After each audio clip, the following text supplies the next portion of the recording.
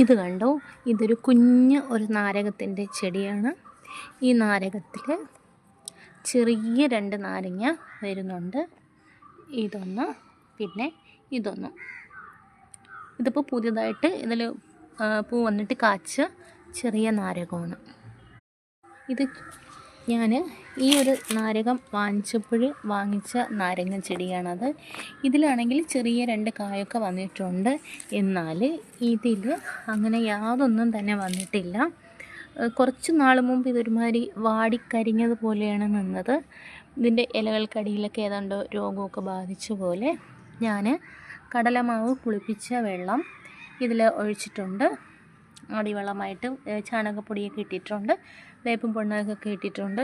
ഇനി ഈ ഒരു ഇത്രയും കടലമാവും പുളിപ്പിച്ച വെള്ളമൊക്കെ ഒഴിക്കുമ്പോഴത്തേക്കും ഒരുവിധം കായ്ക്കാത്തതൊക്കെ കായ്ക്കേണ്ടതാണ്. എന്തായാലും അത് നമുക്ക് നോക്കാം. കുറച്ച് ദിവസമാകുമ്പോൾ ഇതിൽ എന്തെങ്കിലും വ്യത്യാസം വരുന്നുണ്ടോ എന്ന് നോക്കാം. എന്നറിയാമോ, ഇത് പൊന്നാങ്കണ്ണി ചീരയെന്നാണ് ഇതിനെ പറയുന്നത്.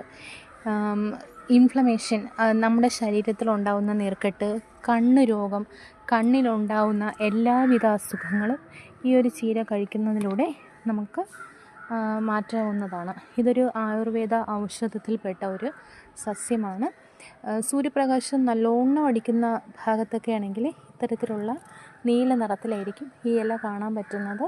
ഉള്ളിലോട്ടൊക്കെയുള്ള ഇല ശ്രദ്ധിച്ചാൽ അറിയാം. സൂര്യപ്രകാശം അധികം ഏൽക്കാത്തവ പച്ച കളറിലേ നമുക്ക് കാണാൻ പറ്റുള്ളൂ. ഇത് വളരെയേറെ ഔഷധ വീര്യമുള്ള ഒരു സസ്യമാണ്. മാർക്കറ്റിൽ കിലോയ്ക്ക് 1500 മുതൽ 3000 വരെ ഇതിന് വിലയുണ്ട്. ഭയങ്കര രീതിയിലുള്ള ഔഷധത്തിൽപ്പെട്ട ഒരു സസ്യമാണ് ഇത്.